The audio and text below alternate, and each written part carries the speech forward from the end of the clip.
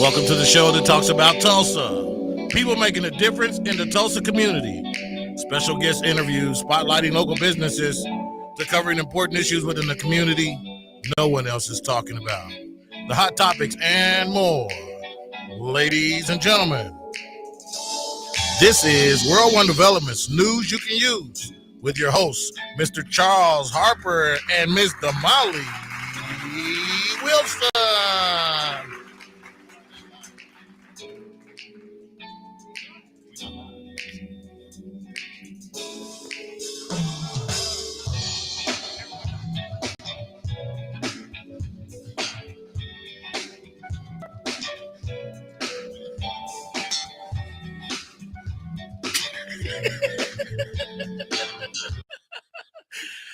And that's why they call it live radio. Welcome to the show that talks about Tulsa. People making a difference in the community. Special guest interviews spotlighting local businesses to covering important issues within the community no one else is talking about.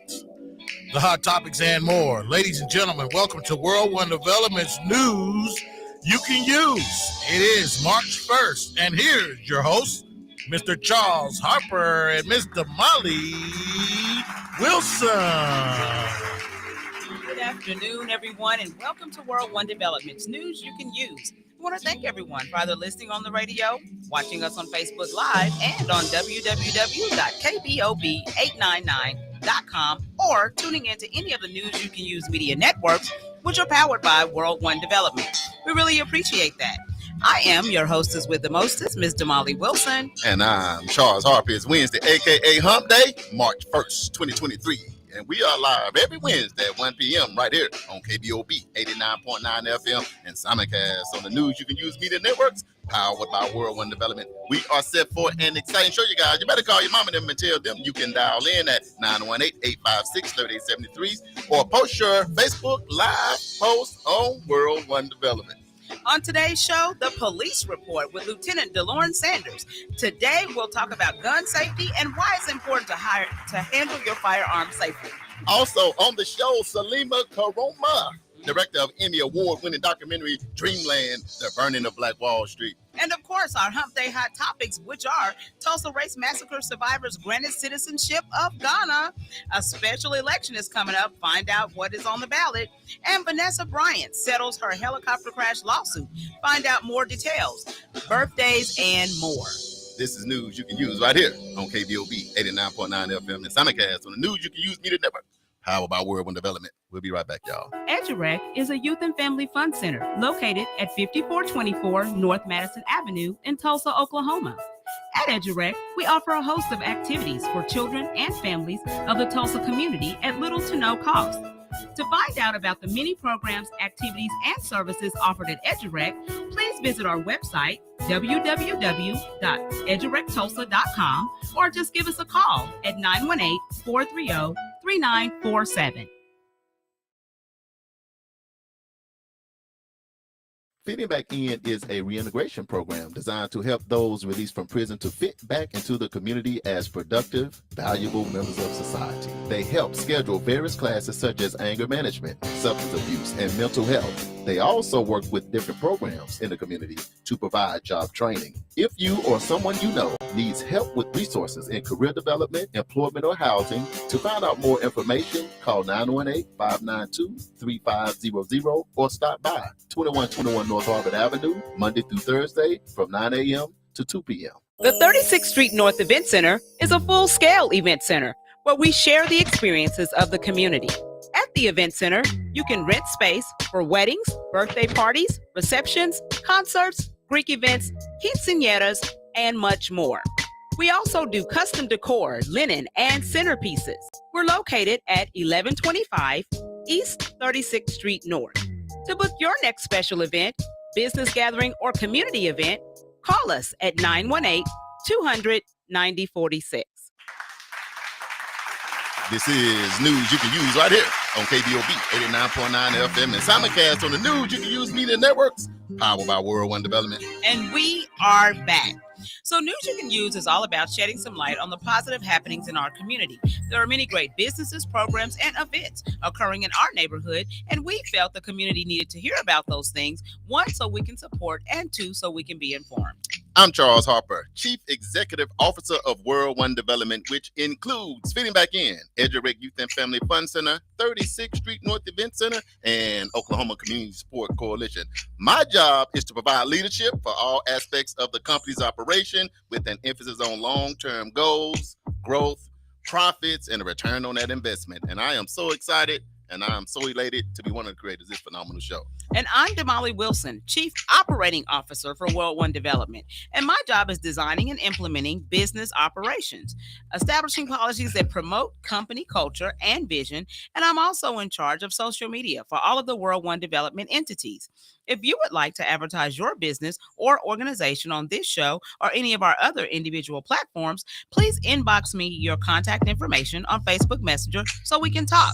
I am also happy and elated to be one of the creators of this show. Damali, happy hump day. I know, right? Happy hump day. How you doing? Hey, pretty good. We made it. Man, you know what? March 1st. I know, right? I'm like, what, yesterday, just January? Where did What happened? January and February go? Yes, what happened? I'm I'm confused. And I think, look, one, I'm confused about that, and I'm really confused about the weather.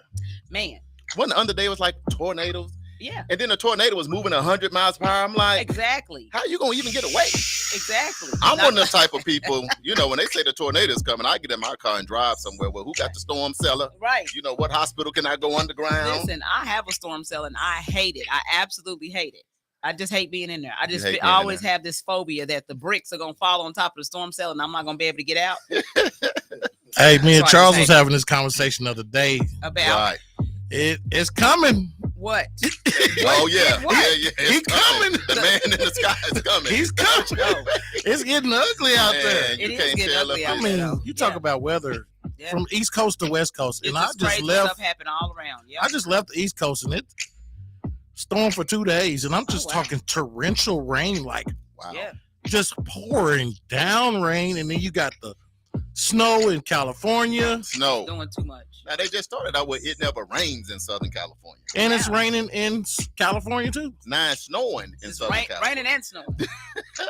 That is no good. No at good. And all. it's 60 degrees in Oklahoma. Hey, Yeah. I We tell you- usually get the worst of the weather. Exactly. I know. But I tell you And what, I'm happy about it. We got some good weather finally. it felt really good outside yesterday. Oh my God, yeah. It feels pretty good today. Yeah. It's a little overcast, but it's Yeah. all right. Nothing falling down. So It's y'all okay. be careful out there, man. People Okay. are out and about. So hey, drive to arrive alive. We always say that. But before we kick off this amazing show that we got going on today on this March 1st, let's thank and appreciate our first responders, our healthcare professionals, our food providers, because I stay hungry, our restaurant workers, and essential workers for their services on the front lines during this time. Damali, is great how organization and churches in the community, man, they still looking out for us all Yeah. over the U.S. Absolutely. Absolutely. So before we get started today, we want to send out prayers to the family of former state representative Don Ross. Yes. His wife, Diane Dawson Ross, passed away on Monday after being ill for some time. His daughter, Donna Ross, you might remember we talked about her. She was Teacher of the Year here in Tulsa. Right. And for the state of Oklahoma, I believe she won that. So, she's one of my good friends. We worked together for about 8 years doing praise dance and took kids all across the state, doing praise dance and everything. And so, they lost their mom and it's just crazy. You also know Kevin Ross, Right. which is her brother. He actually worked with the 1921 race massacre and he's been very instrumental in that. He's a photographer here in town. So we want to lift that family up in prayer. Lady Diane, she was just a phenomenal Right, lady. right. She held it down for her family.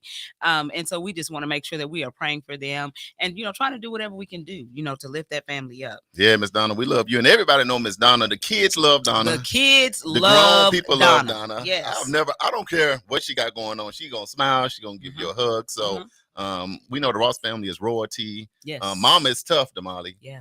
Let me tell you something. Mama's a tough one. Mm-hmm. So prayers for you, Donna. We got you.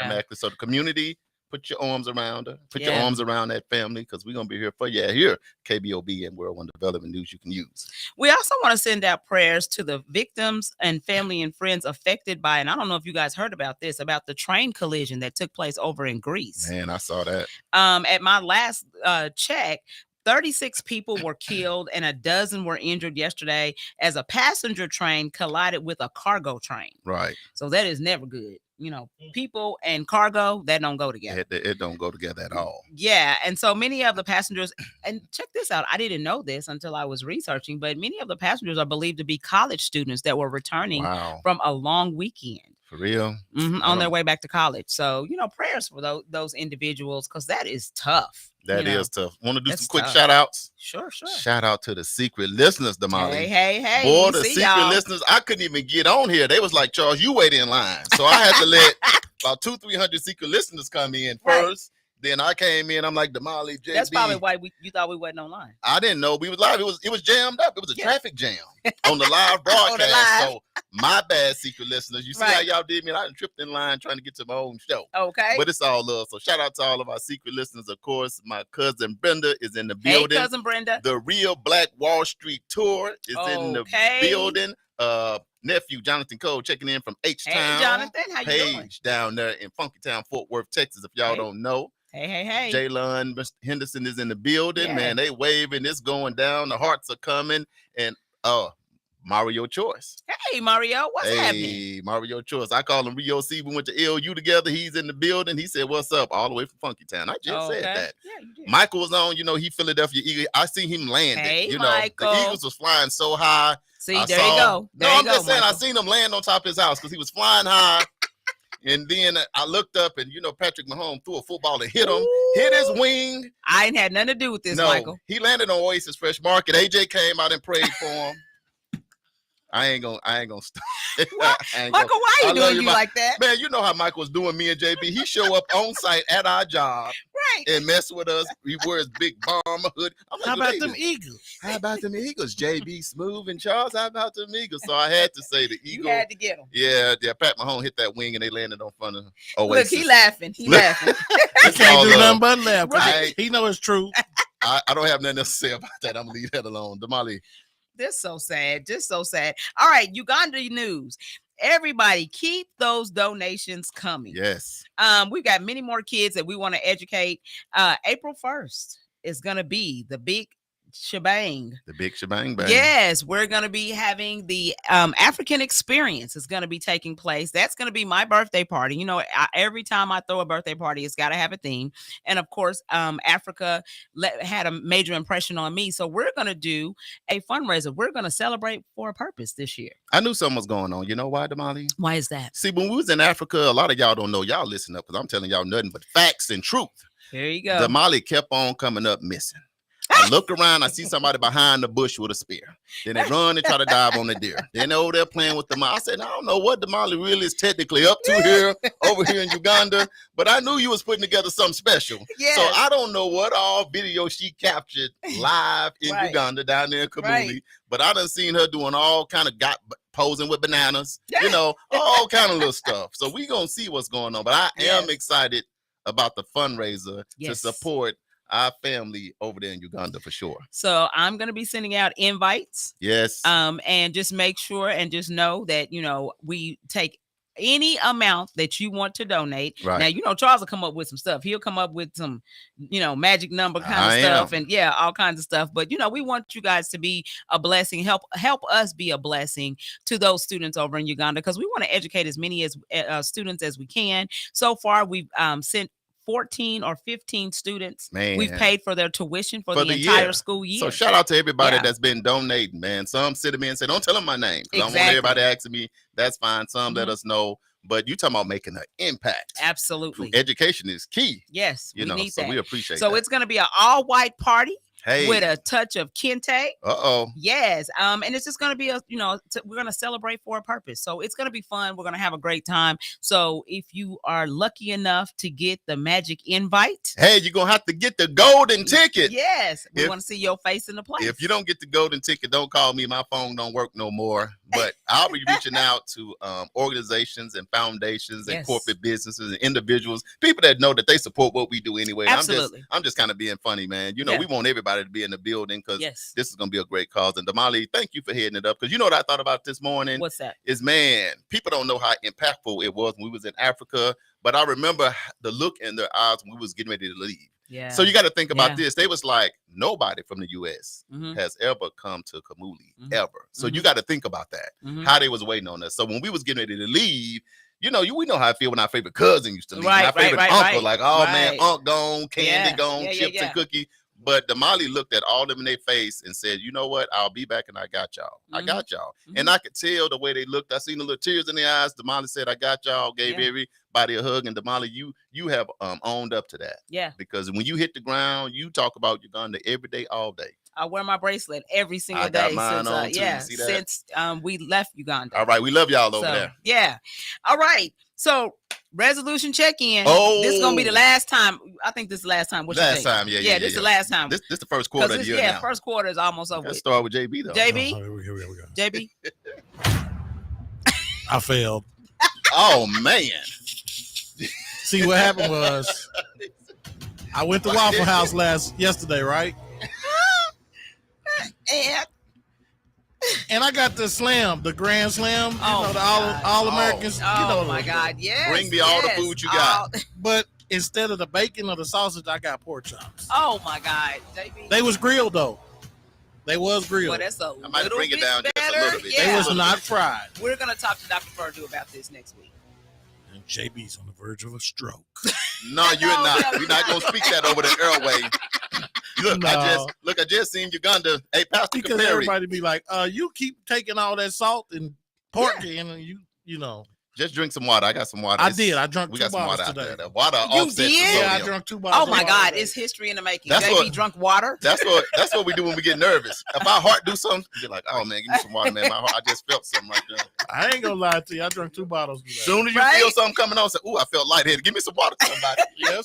Hey, indeed. quick shout out to Frank Bates is in here. Mr. CB is in the building. What's happening? Uganda is rejoicing. Uganda is in the building. Yes. Pastor Caperi, pray for our friend JB Smooth and that these we pork love chops so dearly because he cannot stay off the pork chops.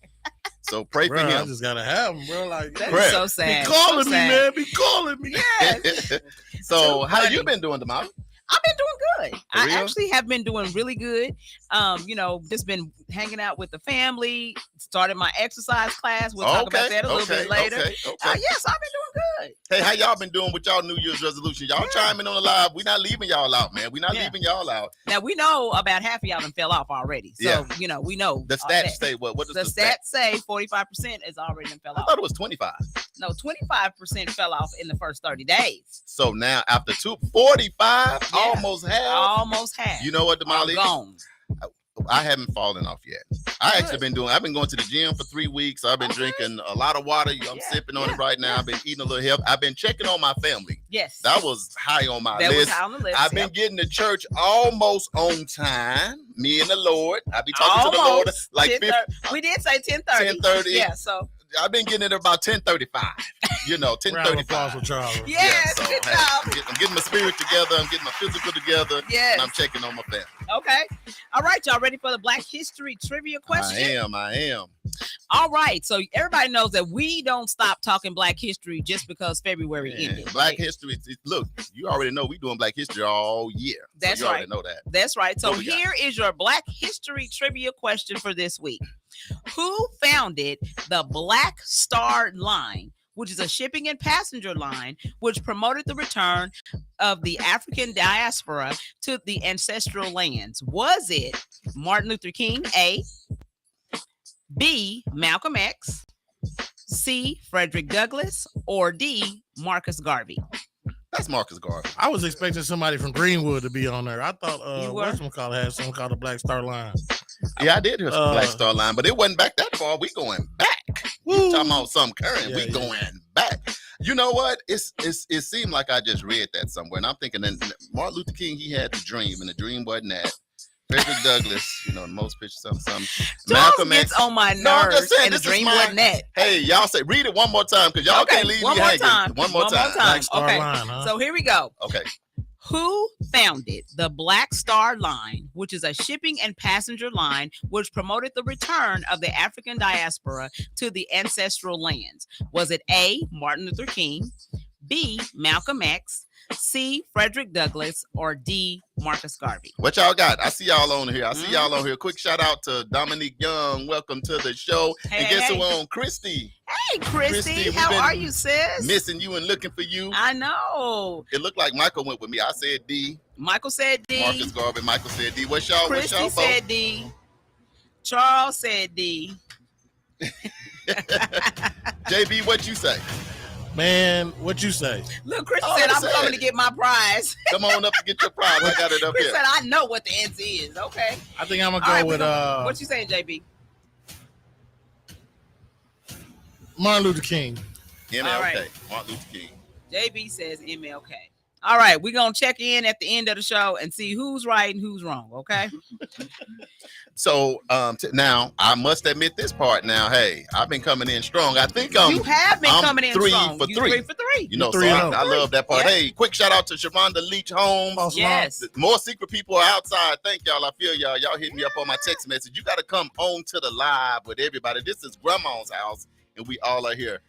She said, JB said, Whoopi Goldberg. Jumping Jack Flash. Right. Shouting about that movie. All right. So if you follow us on social media, so we're gonna just give you a quick recap, okay? Come on. So if you follow us on social media, you know that our last week and our weekend was extremely busy. We attended the homegoing service of Willie Allen Williams in Dallas, Texas, Yes. who his daughter Christy Williams is on. She is, our sister and our co-worker, and Love so her. we had to go and support her. She works with Fitting Back In, Standpipe Hill Strategies, the Greater Tulsa African American Affairs Commission, all that. So she is just, around all the time doing everything. So we had to go and support her. Absolutely. Then we came back and did the Juneteenth Planning Committee kickoff. Yes. Was that Thursday? There's going to be monthly meetings for anyone interested in participating. So you guys stay tuned. We're going to be, posting the dates that those meetings are going to take place. I think the next one is March 23rd, but we'll confirm that and give you the times and all of that. But we hit that.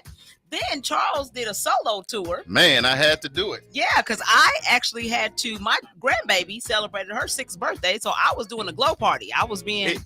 I told people it was a lot of great stuff going on in the community. Yeah. So what I did first is I hit the National Initiative for Social Justice Community Conversation, right. Headed up by Dr. Tiffany Crutch and the Terrence Crutcher Foundation. Yes. I ain't gonna lie to Molly. I was coming in hot because my daughter had her thing. We had a repast going on at the event center, baby shower. Yes. I come from Booker T. Washington. I looked to the right and see all them cars. I said, "Oh snap!" You know what? We forgot. Doc Shaw. Almost forgot. Historic Big Ten ballroom, Yes, baby. They did came their back. ribbon cutting. I made that quick right slid up in there with my suit on with the pink shirt. Yes. Went in off the chain. Yes. Beautiful, beautiful, beautiful. The way they reconfigured that thing, you Yes. got chandeliers all in there. Nice. I saw Senator Matthews. I seen, everybody was in there. It was The loaded who in there. Yes. And then we also did Paradise Blue, the play that took We place. made it to Paradise Blue. It was so good. You guys have got to start going to these plays at Theater North. It was so good. So, and then left there and went to the State of the Dream. Went to the State of the Dream over there at the Dream Center. Yeah. Shout out to all of them, Dr. View and Kelsey Greenwood. Brenson. Yeah. Brenson did a great job Yeah. hosting him with the other young lady. And man, the food was good. Oh Uncle my Bobby. gosh, really Look, good. guess who I ran into Uncle Bobby everywhere. Yeah. Everywhere I went, he was there. He's here and he beat Like, me. I'm in the place. I'm like, I'm in Uncle here. Bobby, how you beating me everywhere? Charles, don't worry about me. I'm old school. I've been moving and shaking in these streets. I'm like, oh man, okay, well let me get in where I fit in. That's then. right. So it was a busy weekend. No, and so No, what that happened? glow party. Oh, yeah. Can't leave out the little ones. That The glow glow party party was off the chain. So let me tell y'all about this glow party. Now I'm not going to be on You it gotta long, be. but let me tell you about the glow party. So we were just scheduled just to have music, right? First of all, when we did a video, my daughter did a video about the glow party, and all these kids just came out of nowhere. And we was like, oh, well, you even on the guest list, but okay, come on in. But anyway, so we took all the kids, so we had a blast. But I came in and I said, JB, can you go and just put some music on for the kids? It's a family affair, right? JB starts DJing. I'm telling y'all need to go to our Facebook, to my Facebook page, Jamali Wilson. Go to the Facebook page. JB had those kids crunk. They up there, do the stanky leg, the stanky leg. Up, he had them turned up. Think about the kids' legs are stanky for they real. Was lit. They were super lit for a kids party. Yeah, I'll tell you something. TikTok is I see why TikTok is so big. TikTok is it. Yeah. Just crazy. The little bitty ones. I'm they talking know about every 4-year-olds. Every song. I think it was a blast. But Thank you, JB. I appreciate that. Thank you so much. Let me tell you what the point is. I have fun too. This is what I think is. Here's the point. Even though my daughter had her baby shower, yes. Even though your baby had her birthday party, yes. we still showed up and supported all of these events. Everybody. All we saying is you can just still be creative sometime, y'all. Right. Figure it out. It's there was a lot going on. There was a lot. And we hit them all. So I don't know how y'all pulled it off, but you know what? But this is the thing that I say. There's always great things happening in North Tulsa. You just got to know where to look. It ain't all this crazy stuff. Every corner you turn, there's always great stuff happening. So those were just some of the great things that we were able to participate in this past weekend. Absolutely. I tell you what, y'all know what today is, and I know why the secret listeners are all outside. I know exactly why they out there. Trying to come in, trying to text me in my DM. Like, don't do it. Man, there's so much police, so much crazy stuff going on. And I thought was, man, you know what? We got to have something. We got to have a platform where people can come in, sit down and have a conversation. So the first Wednesday of every month, we do the police report with Lieutenant DeLorne Sanders. JB, if you're ready to go ahead and drop it. That's the sound of the police. And now it's time for the police report. Yeah. buck them down. The police report on news you can use with TPD officer and Lieutenant DeLorne Sanders. Go ahead, hit him, darling. Damali, that's my friend. I done sat up and did the Dougies. Right. I done did every dance for that. Lieutenant DeLorne Sanders, welcome to the show. How you doing, my friend? I'm doing good. I'm doing real well. How you doing? Man, I'm hanging in there. It's Hump Day Wednesday, man. I appreciate you coming in because this one thing I told Damali, I said, the streets have been so hot lately. Right. I don't even know if Lieutenant Sanders going to make it, but you have taken time out of your day to come in and to work with us. So how you feeling? I'm feeling good. You're right. I barely made it in here today. You barely made it in today. All those things going on today that's crazy. A normal day shift on North Side. This is not a normal day today. But it's not a normal day. No, it was pretty busy. Man. Well, we appreciate you and we appreciate your efforts because I can only imagine the physical, the emotional kind of things that your body go through when you're like, man, I'm trying to do this, but I got this on, all of that. So we appreciate that, Jamal. You know what I mean? Because it's not easy to be a first responders, but being an officer right now, it has to be kind of crazy and challenging. So it's a lot going on. A lot going on. Every day when I watch the news, I'm like, oh my God, what didn't happen now? And we be thinking, as soon as something going, the first person we think about, Lieutenant Sanders, is you. Absolutely. So I'm glad this is what he did when he came in, which I love. Before he came into the door, he just took a deep breath, but his chest kind of big, so he scared me. Damali, I want to make sure he was good. He did, and I'm like, man, shit's bigger than mine. I mean, he's swollen in the chest area. But he calmed down and he said, okay, I'm ready for the show. I'm gonna calm down. Let's get in here.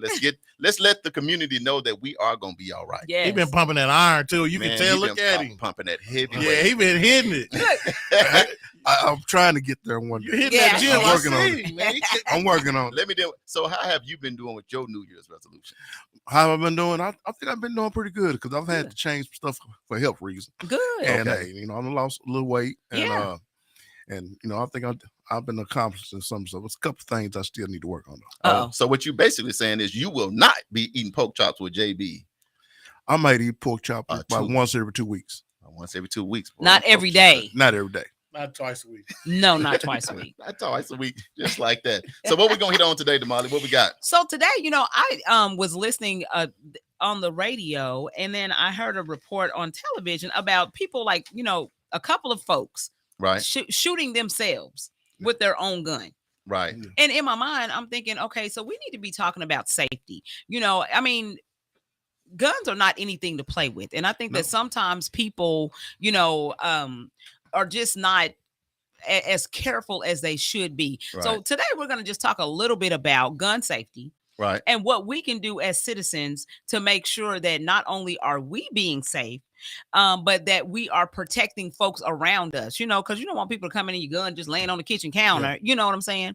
So I found this article, which, I always find something, but basically it's talking about gun safety rules Okay. that you should follow. Y'all get y'all pen and pad out now. We're going to give you something because, man, these kids and grown-ups and everybody else is too much going on with this gun situation. So the number one thing is the number one rule that they say is treat guns as if they are loaded. That's true. That's true. I've known of officer that worked for me. I won't mention his name. It's been about 5-6 years ago. He shot himself in the leg while cleaning his gun watching Duck Dynasty.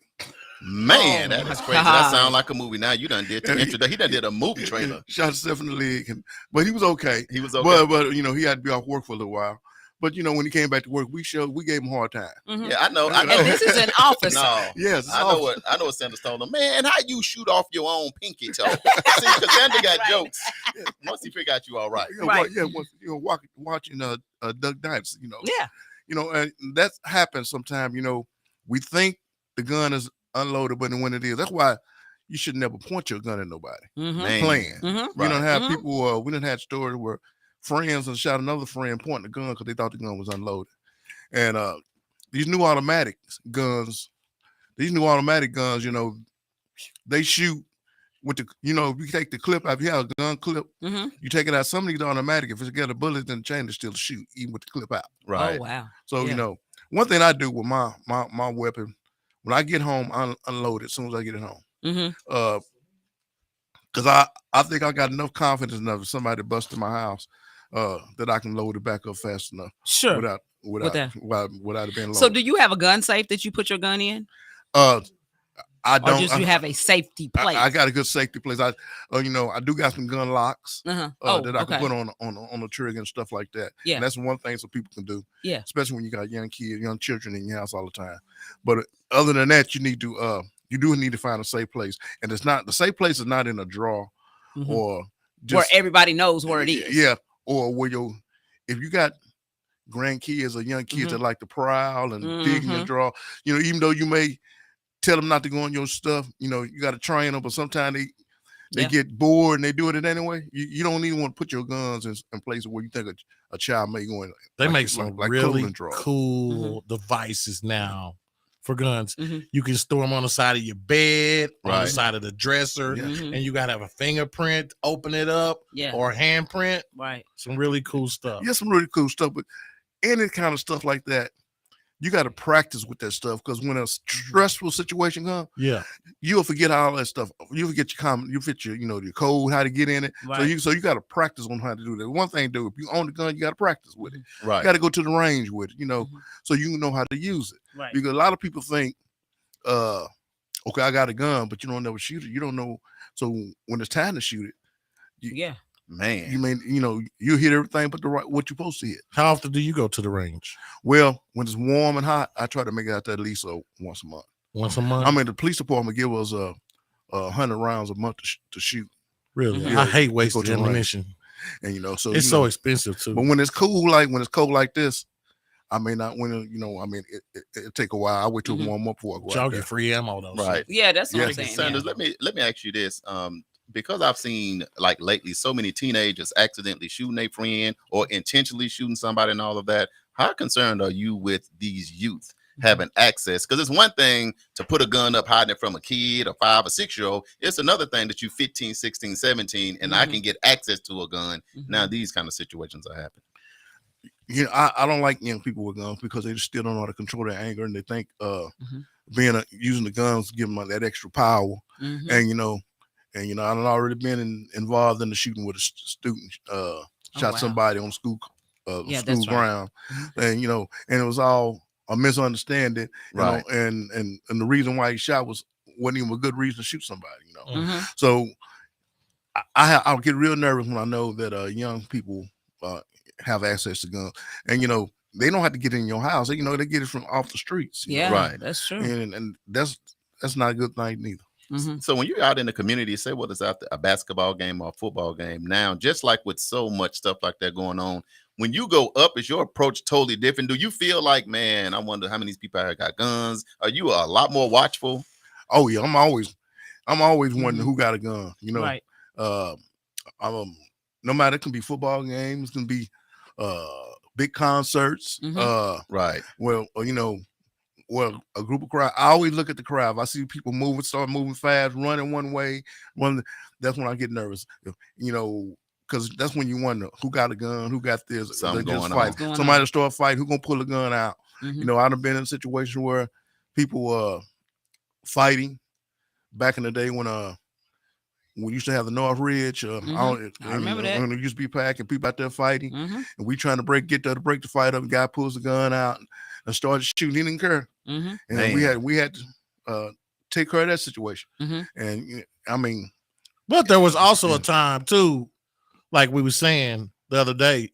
We were having a conversation when you had a chip on your shoulder. You going to knock it off. You know what I'm saying? And y'all going to the yard. What is the difference between back then and now that make the youngsters want to go for a gun first? I think it's just the culture, the culture of the day. You don't just to fight. Just not the thing no more. I know what you mean. Back because guns are made to protect you. Ultimately, they're made for protection, and that's what they're thinking. They're protecting themselves. They're thinking that they are protecting themselves by having a gun. They can't whoop the person, so they feel like, this is my way. This is my protection. Right. But they don't use it right. And that just get them more in trouble. What you think about it? Say each year an average of 224 people in Oklahoma died by a gun, like homicide. Is that high? When you look at that number, is that like, oh, that's just a national average? It happened. To me, it seems high. It is high. That's high. Yes. Yeah. When you, as an officer, I don't see so much. That's two every 3 days. So much death. Sometimes that it's just like a and you have feelings about it, but it's just like sometimes it's just like a normal thing that you see. Right. As an officer, you see this. It don't really affect you. Is it normal or you get numb? You get numb to it. Yeah, you get numb to it. And that's what I said before, that I just believe that the culture that we live in right now, that people are desensitized to death and violence, because that's what you see in video games and that's what you see on TV. Hip-hop. That's what rappers talk about, right. So people are just desensitized. Yes. It doesn't mean, like when we were coming up, I just the things that we see when we were coming up, you didn't see all that shooting and gun violence, and you didn't see people like me and Charles. I was talking to him about, I said, man, sometimes I just get tired of watching TV because some of the crazy stuff that these folks do. I'm like, man, what happened to the Brady Bunch days when people had clothes on and went to bed? It's just crazy. I talked to my daughter, and she's 19, and I asked her, I'm like, dang, Matt, I'm like, when we were little, if somebody got shot, that was like the worst thing ever. You never really heard of somebody actually like getting shot, until all the stuff in California and all that kicked off when we got a little older. But I said, nowadays, man, tell them when people get shot, it seems like it just don't affect y'all as much. She was like, Dad, to be honest, it just don't. Really, we more concerned with what happened, who captured it, who gonna TikTok it, who gonna post it somewhere, who got it first. And why? And that's why would you want to see she it? said that's literally our first thought. Who was there? What happened? How can I get it? It's not even about the death. It's like that part is not even matter. important. But you've had so many school shootings too. You from just school shootings alone, that kind of got normalized to an extent because they were happening. One every other week or once or twice a month, where you don't know where to go.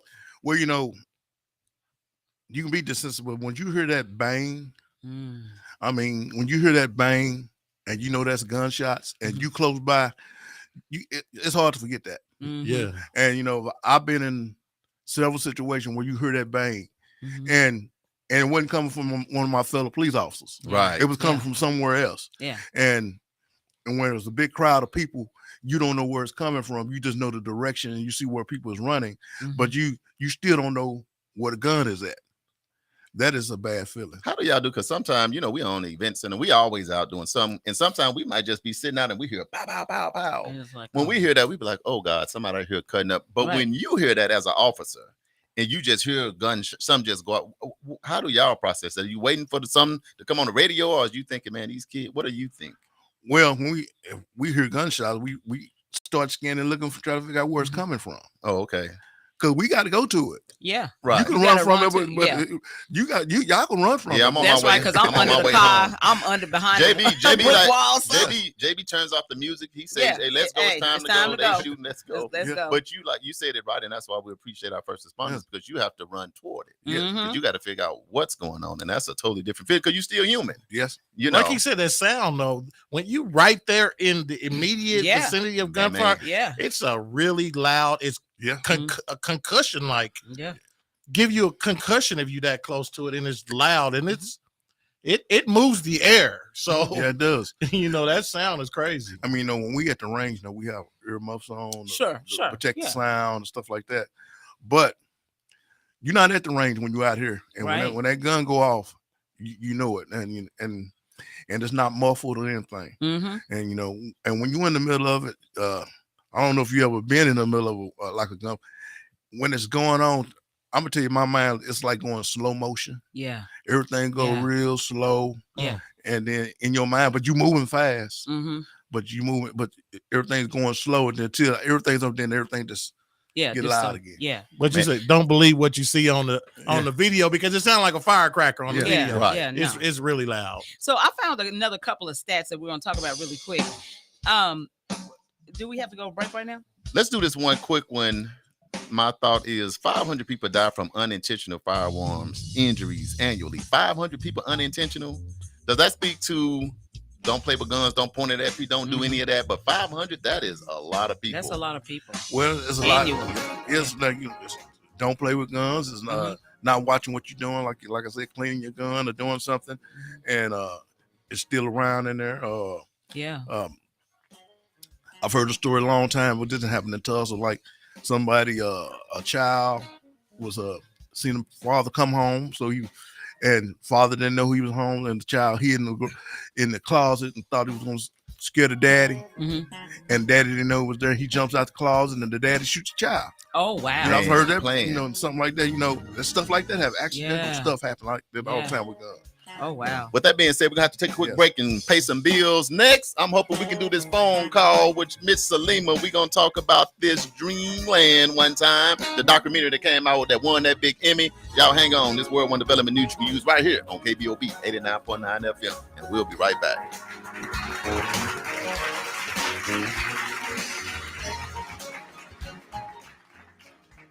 Fitting Back In is a reintegration program designed to help those released from prison to fit back into the community as productive, valuable members of society. They help schedule various classes such as anger management, substance abuse, and mental health. They also work with different programs in the community to provide job training. If you or someone you know needs help with resources in career development, employment, or housing, to find out more information, call 918-592-3500 or stop by 2121 North Harvard Avenue, Monday through Thursday from 9 a.m. to 2 p.m.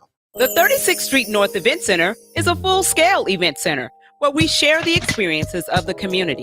At the event center, you can rent space for weddings, birthday parties, receptions, concerts, Greek events, quinceañeras, and much more. We also do custom decor, linen, and centerpieces. We're located at 1125 East 36th Street North.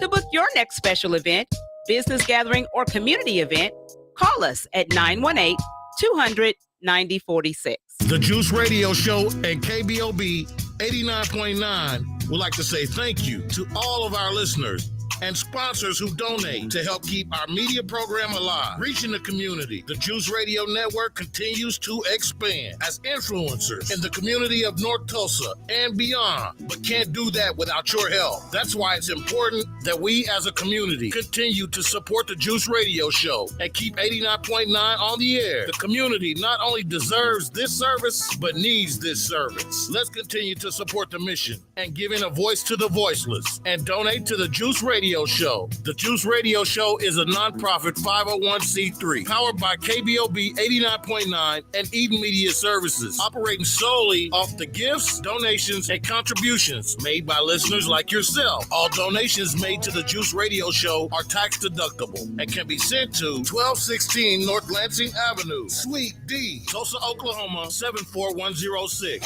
It's Tulsa, I see you here in Tulsa. I'm in Tulsa chilling. We appreciate your continued support and thanks for listening to KBOB 89.9 FM. This is News You Can Use right here on KBOB 89.9 FM and simulcast on the News You Can Use Media Networks, powered by World One Development. Damali, we are back. Yes, we are. And we are transitioning into the second segment of the show where we are going to be talking to Miss Salima Karoma. Yes. She is actually the producer of LeBron James's documentary. You remember we had all those documentaries happening around the centennial time, and we appeared with Bobby Eaton, our Uncle Bobby over here. Right. And he's actually hopping online today with us to actually do this interview. So we're really excited to have Salima online. So Salima, can you hear us? Hello, Salima. I can hear you. There. Oh, there you go. There you go. Okay. Wait. Uh-oh. Hold on. Okay. It's a bit fuzzy. I can see you because I'm watching the Facebook stream. That's right. Yeah.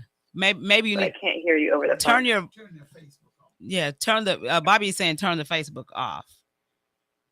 Okay. Hold on. Check. Yeah, it's going to give you quite a bit of delay if you leave the Facebook on. Mm-hmm. Yeah. Does that work now? Uh-oh. I can try. Here's what I can do.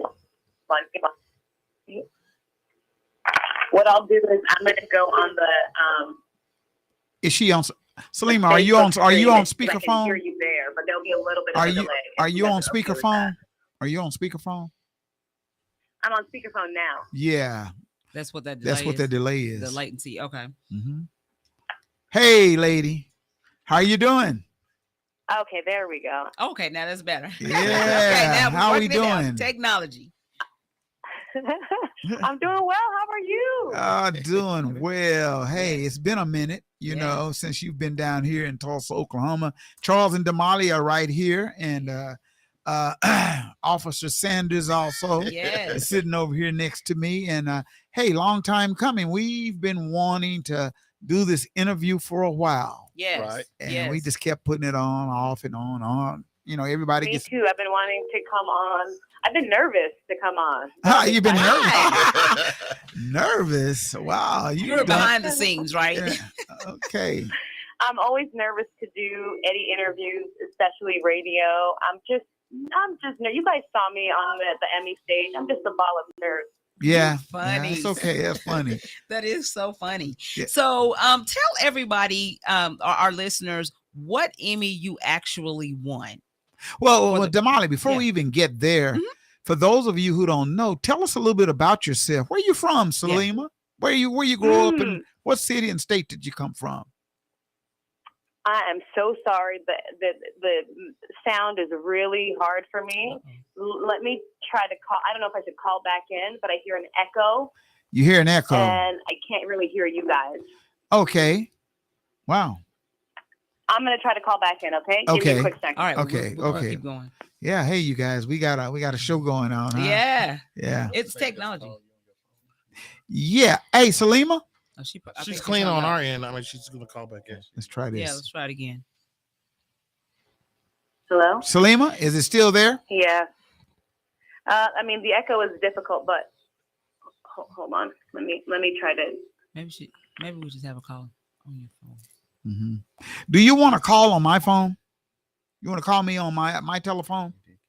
I would be happy with that. Another number? Okay, let's try that, right? Call me on my phone.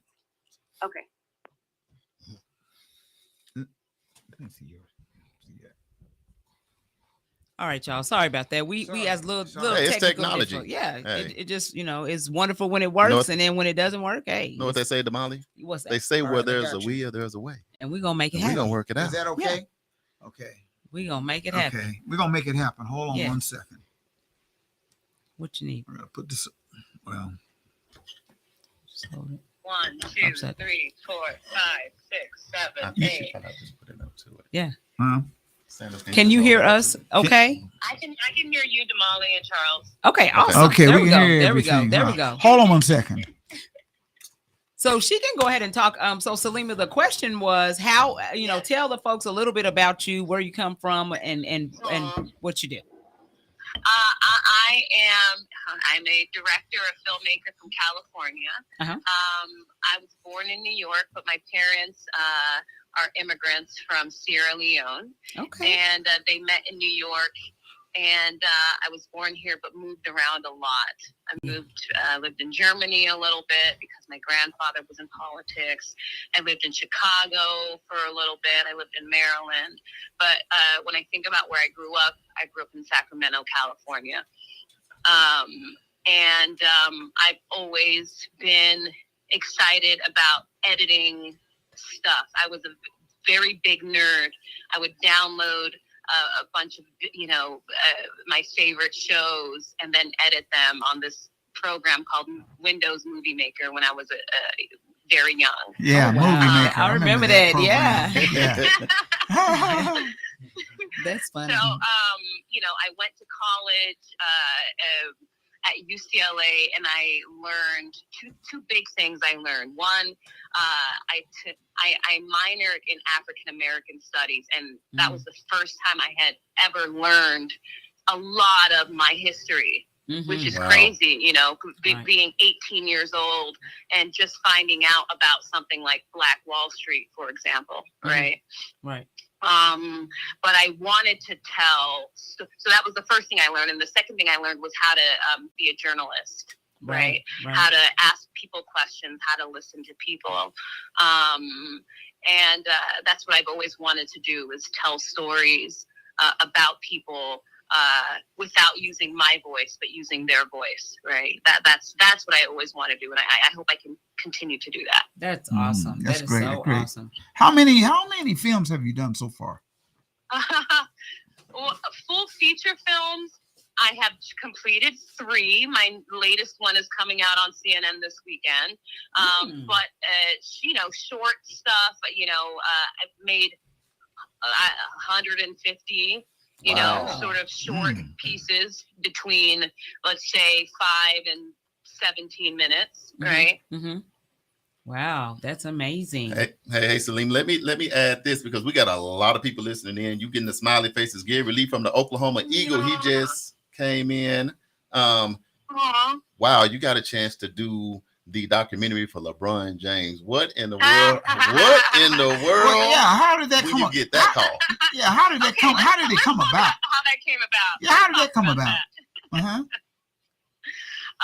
And Bobby, you and I have talked about this before, but I told you that when I first heard about Black Wall Street in Greenwood, I was in college. I was maybe 18 or 19 years old, and I'd never heard about it. And so fast forward to, maybe 10, 15 years later, I finished my first film, which was called Bad Rap. It was about Asian Americans trying to do hip hop. And when I was finished with that, I got a lot of people who were coming to me asking me for ideas. And one of the sort of pitches that someone was asking for, or a big network was asking for, are stories that are American and that haven't been told, that Americans don't know about. And I remember thinking, that's Black Wall Street. This is it, right? This must have been 2017, 2018. Right. And I remember doing a bit of research. I had done a little bit of research, and I, had read some stuff, and I thought it was fascinating, and I sent it over to the company. And later on, I heard back from my managers, and it was, I'll never forget this. They said, we're not sure that our audience is ready to hear about this. Wow. What the answer was, right? Wow. So I remember feeling really discouraged because this is a network, I'll say, that should have felt comfortable to tell this story, right? Right. And so I remember saying, you know what, maybe this is just not a good idea. Maybe America is not ready to hear. Maybe this is not a good story, you know? And I just set it aside for a few years. I was kind of discouraged. And I think maybe a couple of years later, I don't know what happened, but I think I just gained some confidence. And I remember reading a bunch of books. I remember doing some like deep history research. I remember even calling Bobby after somebody had told me reach out to Bobby Eaton. And I remember calling Bobby and I was scared, shaking in my boots, like, what's he going to say to me? And, Bobby picks up the phone and he says, hi, who are you? Do you know the story? Have you talked to the people? Do you know what you're coming down here for? Do you get it? And we talked for maybe 45 minutes to an hour. And that was very, very encouraging. And what I got from that was, one, that this story is important for people. This story is deep. This story, it runs generations and generations, right? And I can't play with this story. I really have to do my due diligence, right?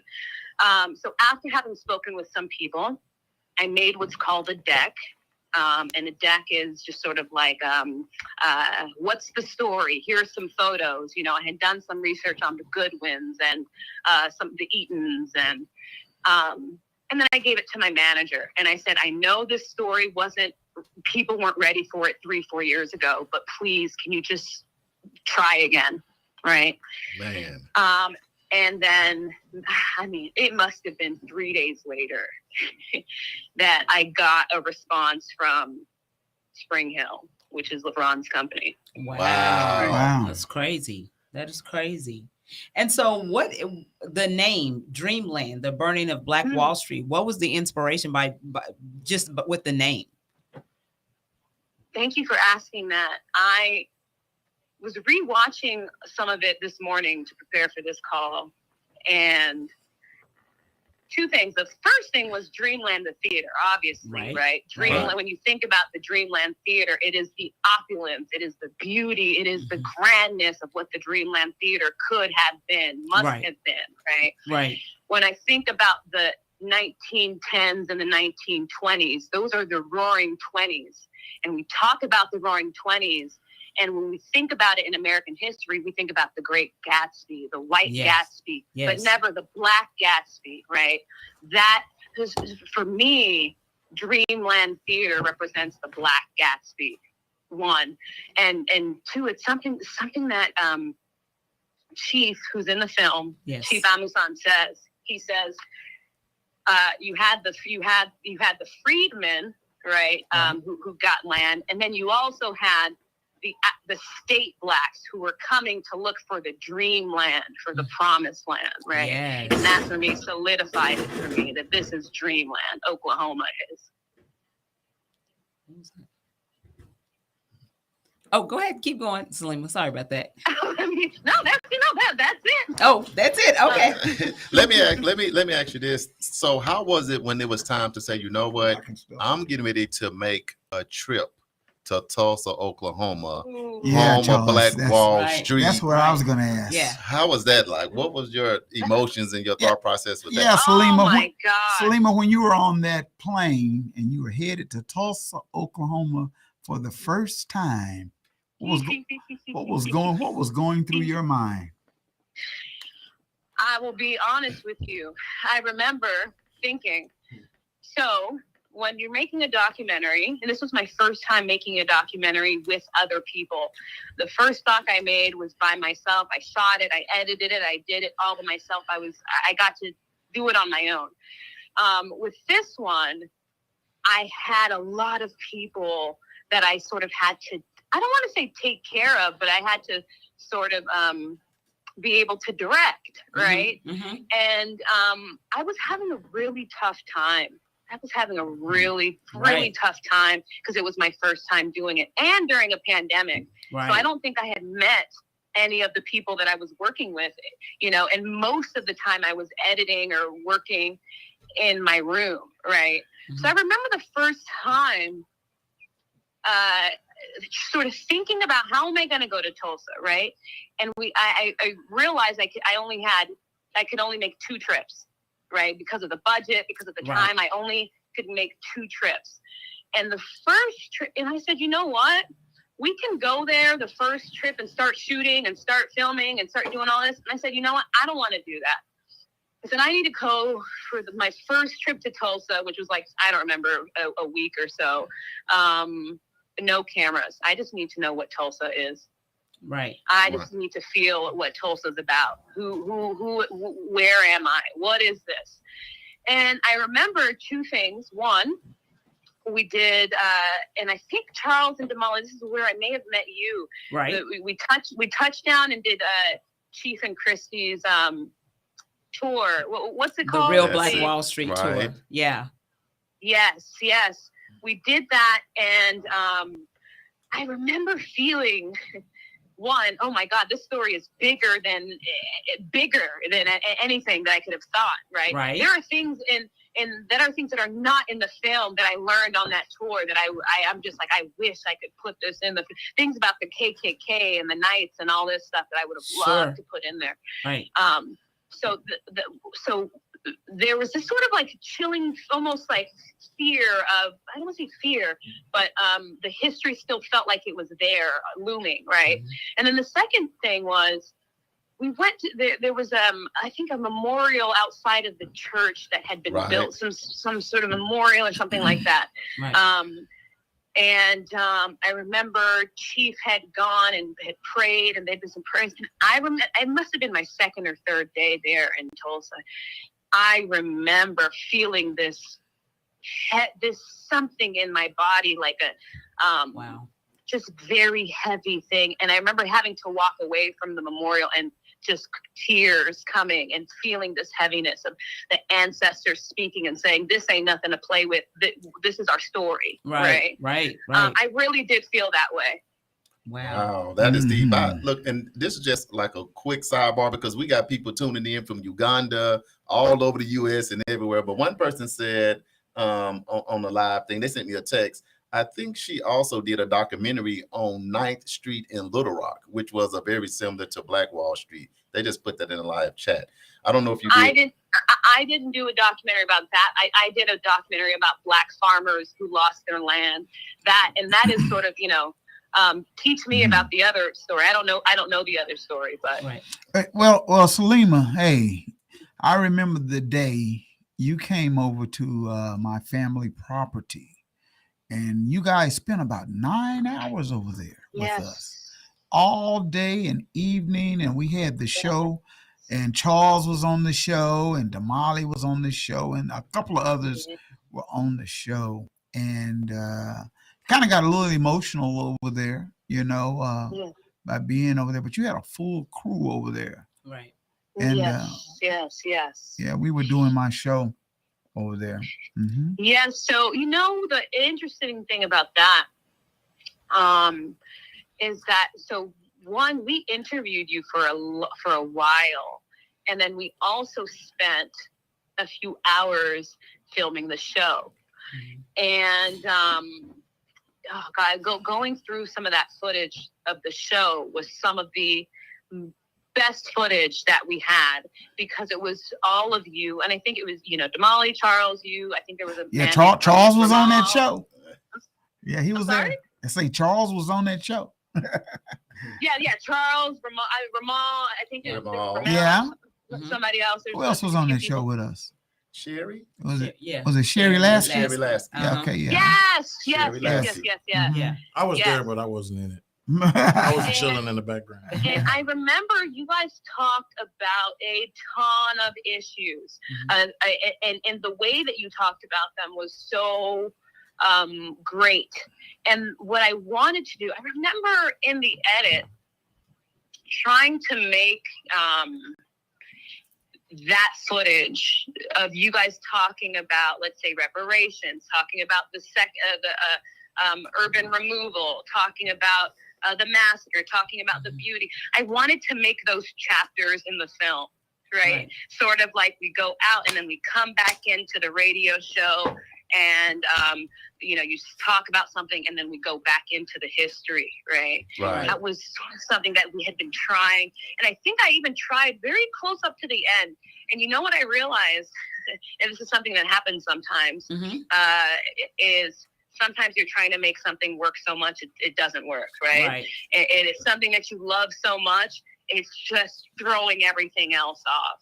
And so that's one of the things I'm really sad we had to lose is those conversations we had on the radio show. And in lieu of that, what we had was, I don't know if you remember watching the film, we had this, people from the community actually talking, right? People behind the yellow, right?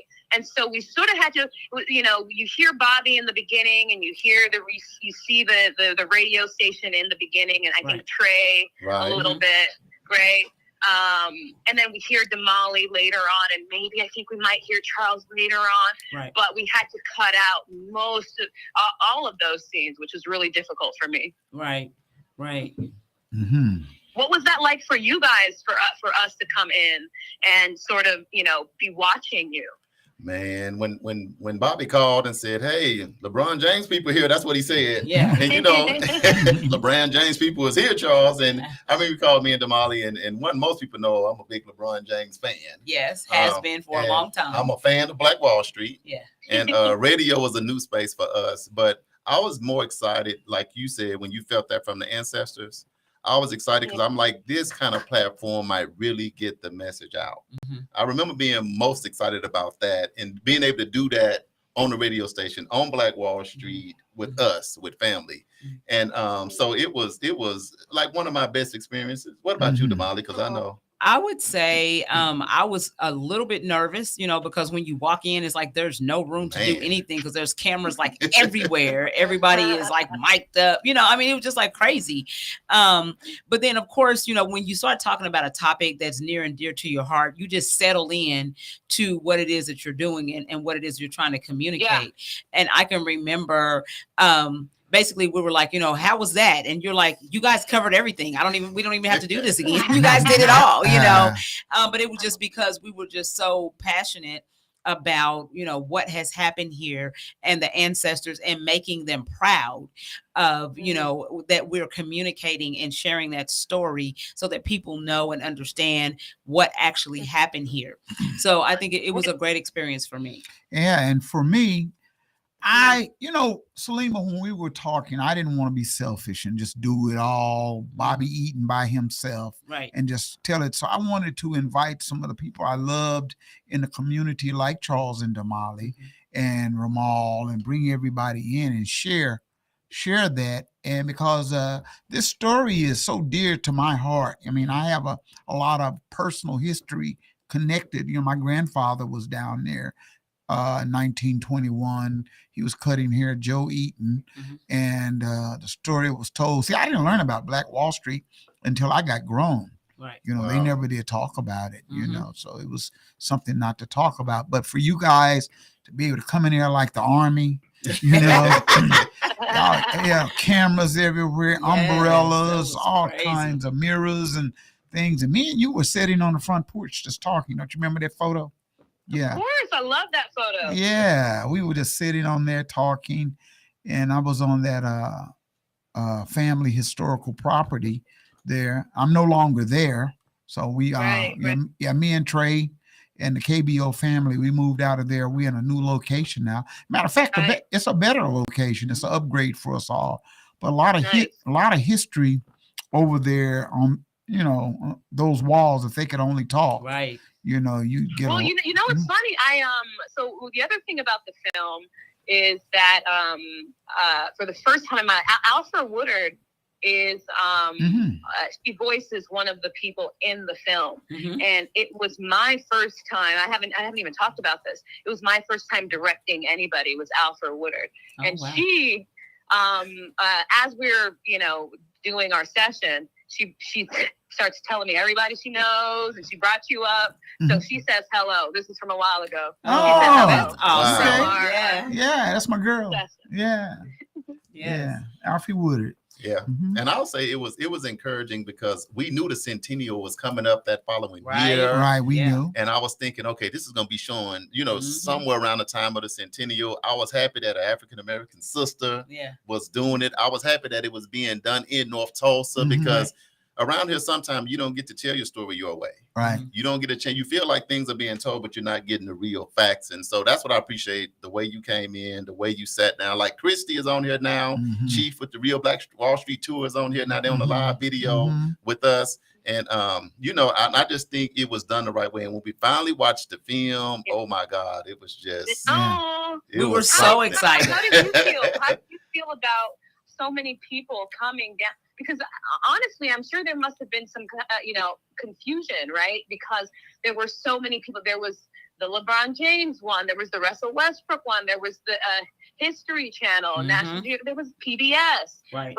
Were you guys contacted by them, or did you guys do stuff with them? And how was all of that for you? That whole media time. Well, I personally, I was contacted by several people. It was so many people wanted to interview and wanted to come over to our family historical property and wanted us to tell the stories, about Black Wall Street and about the barbershop that existed over there and a radio station. And it was a time when they were coming. They were coming. Tulsa was on the map. I think the biggest part of it was that we kept asking is, what happens after that was all the cameras disappear and all the lights lights are gone and we're back to normal life? Who's still rocking with Tulsa? Well, that's one of the, I just did a recent interview with MSNBC, and they just asked me that same question, JB. They said, what's Tulsa like now? I said, well, after lights, camera, action, all that, the president left and everybody left and we're still here. Because you had so many networks. You had PBS, OETA did a special. Every documentary filmer that you could think of came through with their cameras. Centennial, it was like you could see 100 cameras at any one given time, and it was like, wow. It was like Hollywood almost. You remember how I said that in 2017 and 2018 when I pitched this and no one really wanted it? You know what really solidified people? I think a lot of people wanting it. It was the Centennial. Was the 100 year, right? Oh, for sure. Say it's 100 years. I just watched the Center for Public. Is it Center for Public Secrets? Is that what it's called? That documentary that I think. Christy and some other folks are part of, and the story is still happening. The thing is still going on. I'm watching, and it's not the sort of like sexy story that everyone is going to run to. It's a different kind of story, and it's still going. And it's like, what happens now? People, it's. What happens now? I don't know the answer to that. Well, we don't know the answer. That's the thing too. You gotta say we gotta say thank you, Salima, and everybody that came through. Right. And you selected the right people. When you get a Christie and a Chief and people like that, see, those are the ones. Those are the good ones. You selected some good people who could tell the story the correct way. To add on to many that that were interviewed. So. You got the right people. And we took a picture. At the monument, and I can remember you walking away, and I could tell because I'm not from here originally, so I know how it was for me when I first got there and looked at all of that. And most people have to step away, and these chills take you over. You be like, "Am I about to faint out here? What is going on?" Right. So, but I'll say for me and Damali, because we do radio, and we always live everywhere. For us, we were just getting calls all the time. We saw you in this. We saw you in this document, and we were just. It really was overwhelming for us. It was very because overwhelming. most people seen stuff before we even got a chance. We saw you on PBS. We saw this. Mhm. We I were was like, texting really? from Right, California. exactly. And so I would call Bobby and say, Bobby, like, man, same thing with me, bro. I can't even help you, man. Man, I had some old college mates call me from back in 1972. Oh, Right. You know, I haven't seen them Yeah. since then, and they called me, and you know, Yeah. so it was powerful. It was being able to connect Mhm. with people and tell the stories our way. Yeah.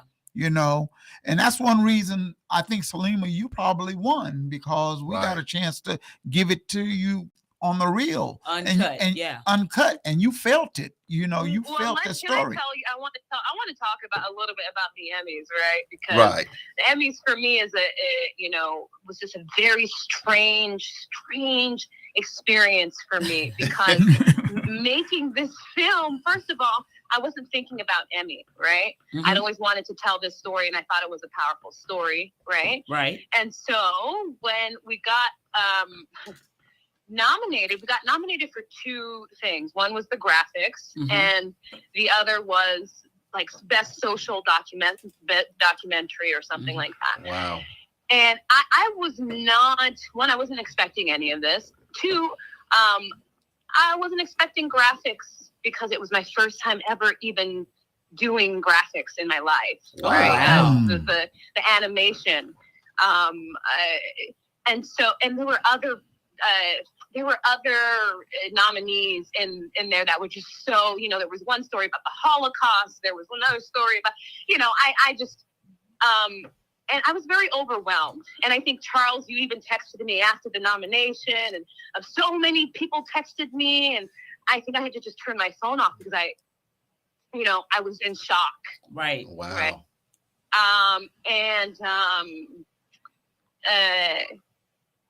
I didn't even know what it meant. I didn't know if it was going to be on TV. I didn't know if it was, what does a news and documentary Emmy even mean? Is it the same as a primetime Emmy? Who's going to be there?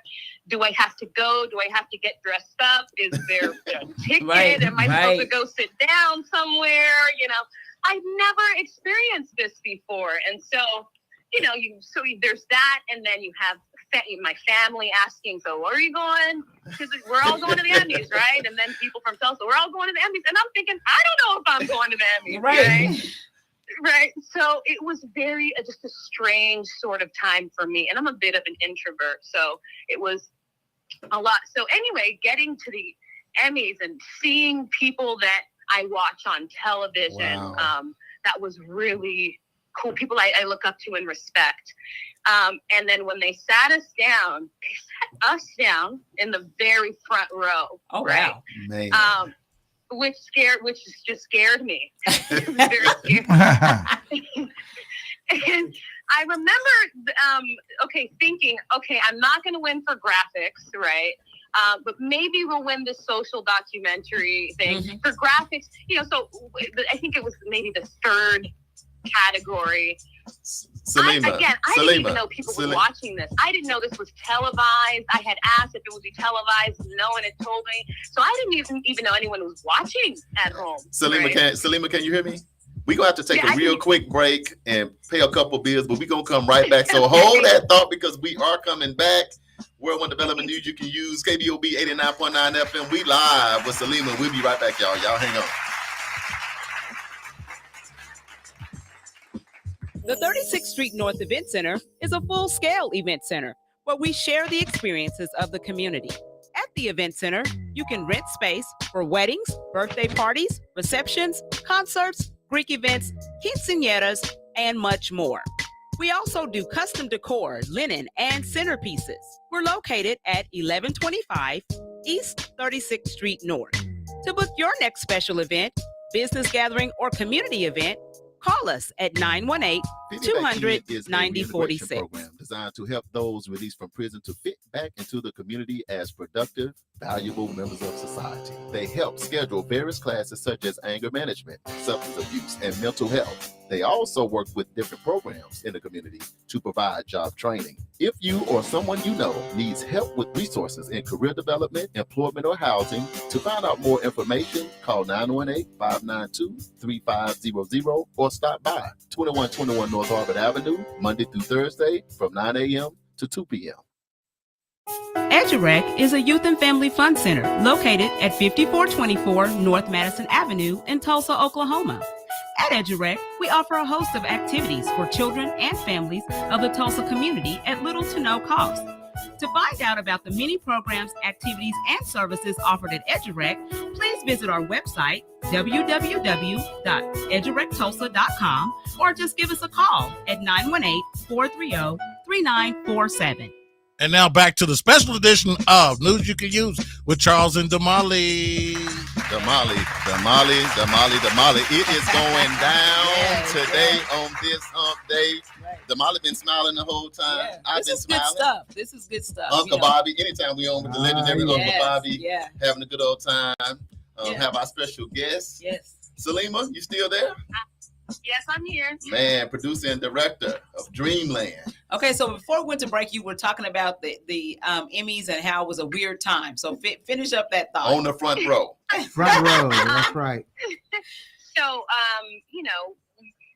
before the entire event, I sort of thought if I win up anything, I'll go up there and I'll just sort of talk, Right. I'll just say what's on my heart. And then I got maybe like 5 different calls from different people saying, don't forget to thank this person. Don't forget to thank this person. Right? Right. Which is now is already getting in my head. Right. So when we go up there, and I remember I wrote a little thing out, right? Named all the people that I need to thank. And then at the very end, I had, and I have the paper here that I have saved near the Emmy. Which was thank you to all the people of Tulsa who told me their story, right? And I remember getting up there and lights flashing in my eyes and, saying, and then feeling like I need to get off of the stage. And I got up and I said, you know what? I think I forgot to say the last thing. Thank you to the people of Tulsa. So I want to say here, thank you to the people of Tulsa who told me their story. Without you, I wouldn't have been able to be up there with that Emmy. One of the biggest moments of my career, of my life, that I look back on with such fondness. So thank you so much for helping me to tell this story. Yes. Yeah. And real quick, I noticed, and I said something to Charles about this, you're not really like big on being in the public eye because it was hard to find even a picture of you with the Emmy on the internet. What did you do? Put it in your pocket and run out of there? I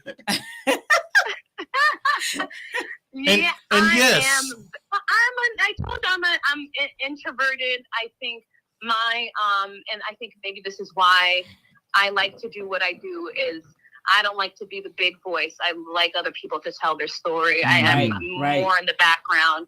I need to do more promo. I need to do a little bit more to put myself out there. Definitely. If y'all can help me. How did it feel sitting down with Trevor Noah? What did he say? When you got a chance to sit down and talk about the documentary with people like Trevor Noah and other celebrities, how did that feel? Oh my gosh.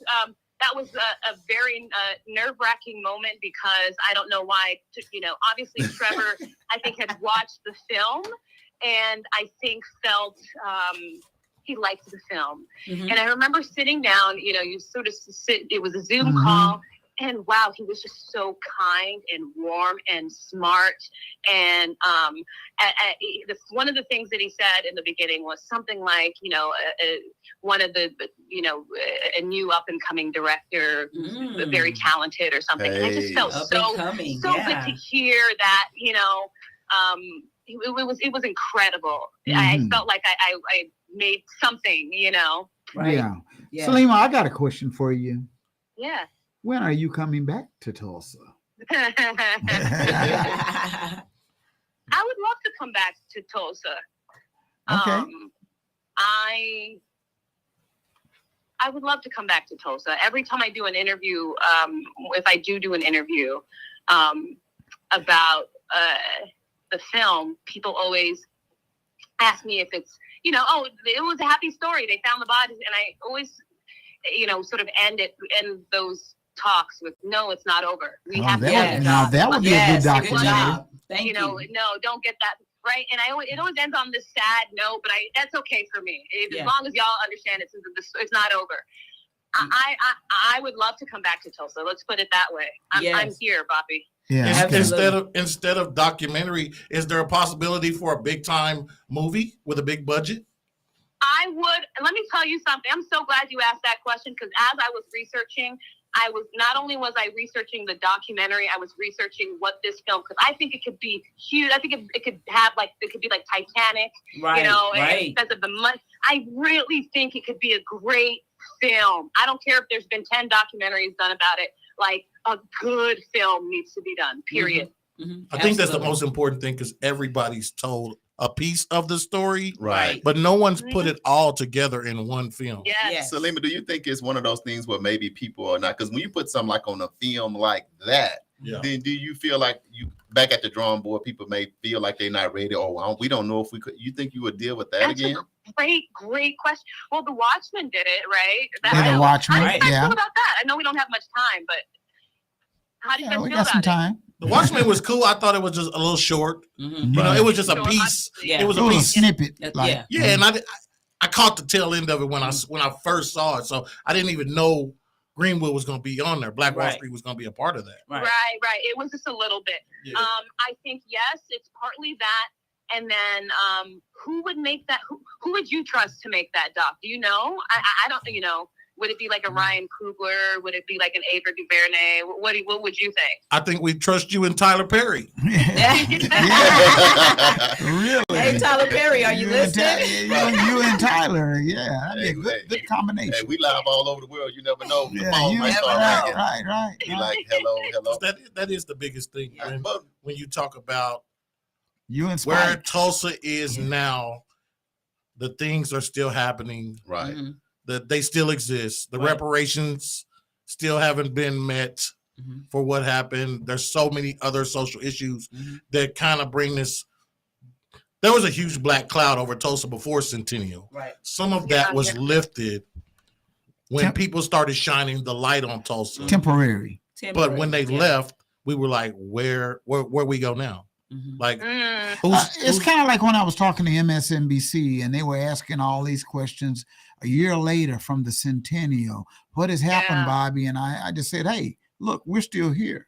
The same old. We know that some people wanted to brush it under the rug. Yeah, well, we had the president of the United States here. Yep. There was no economic development taking place, no reparations taking place, no fundraising taking place for Black Wall Street, any of that. It's just like it was a big social gathering. I will say this, there is economic development taking place for North Tulsa and Greenwood too, with the Evans Fin Tube and Kirkpatrick Heights. It's some of it is gentrification. Yeah, that's what's the only reason I would see it being gentrified is if we allow that to happen. Well, we allow a lot of stuff to happen because we are mentally traumatized, in our communities. There are only a few footline soldiers, man. You can just about name who's out in the trenches doing things, and it's kind of hard when you don't have a full team of people fighting for like Charles say, that's a whole nother show, right? That's a whole nother show. That's what I was going to say. That's a whole nother show. That's a whole nother show. Have you back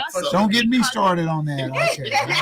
So Salima, we got people listening in from all over the world, and I want them to be able to keep up with you and follow you. And I don't know how they hadn't seen the documentary right now. If you want to direct them to the documentary, and when you come back here, we have an event center. We could do some fun over there. Oh yeah, have all the leaders come out and do a push to do the film. And yes, the news and documentary Emmys are just as big as the regular Emmys. So don't ever question your work. I'd love to see that. We can make it happen. So get Salima back in Tulsa. So Salima, I'll bring the Emmy. I'll bring the Emmy. Yes, do that. Bring that. So Salima, tell everybody what you have coming up next and how they can reach you on social media and follow you on social media.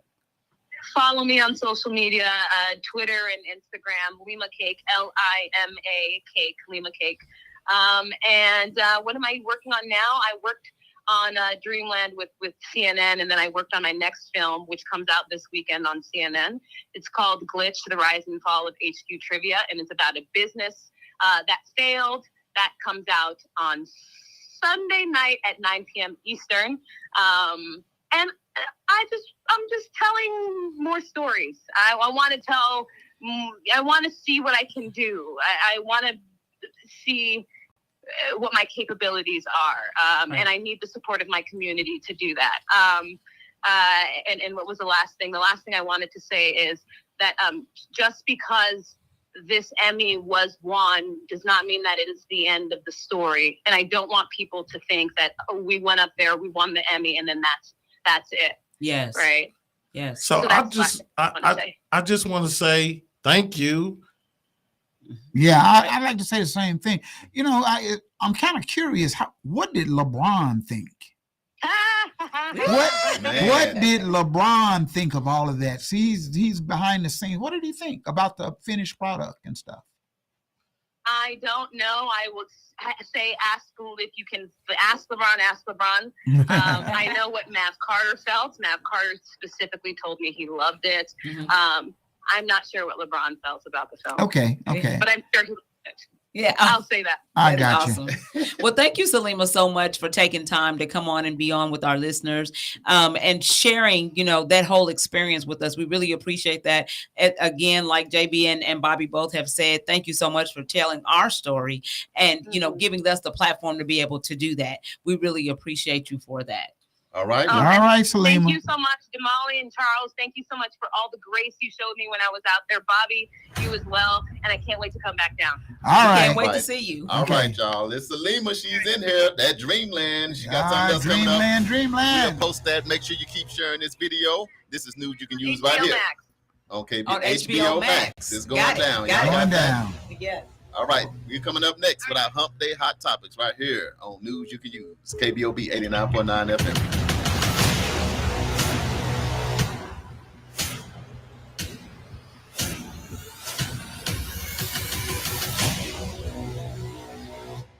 EduRec is a youth and family fun center located at 5424 North Madison Avenue in Tulsa, Oklahoma. At EduRec, we offer a host of activities for children and families of the Tulsa community at little to no cost.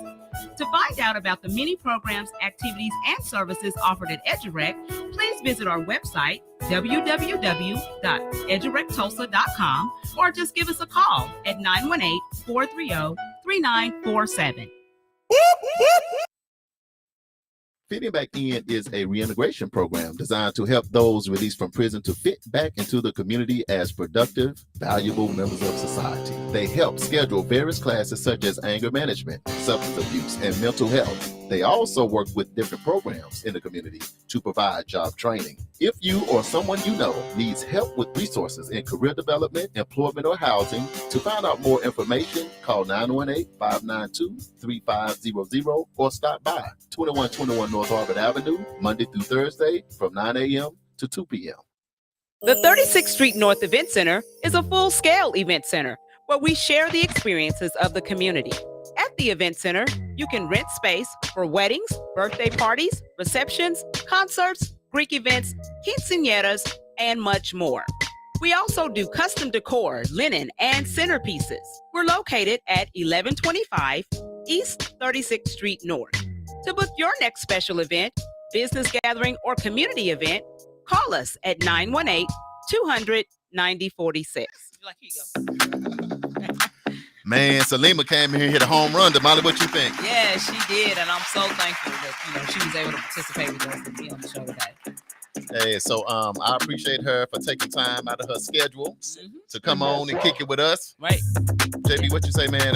You waited till stuff started, then start talking. We could have talked. Right? Ladies and gentlemen, The all new KBOB 89.9 FM, Black on Black Community Radio. And now it's time for the Hump Day Hot Topics with Charles and Damali. hey, guess what day it is? Hump day! Hump day! It's Hump day!